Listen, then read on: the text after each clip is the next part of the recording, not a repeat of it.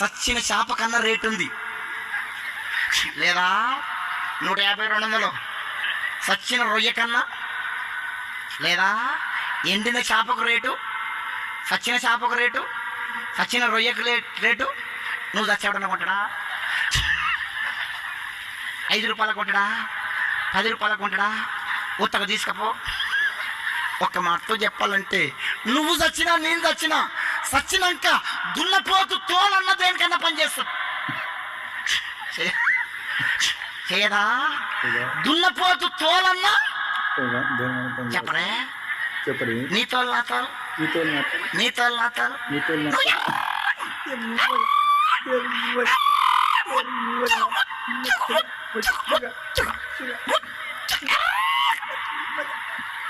కొంచెమంది కొంచెం ఎర్రగా ఉంటే కొంచెం అందంగా ఉంటే ఆగరు, కట్లపాలాగా తిరుగుతా ఉంటారు అర్థం కాడ.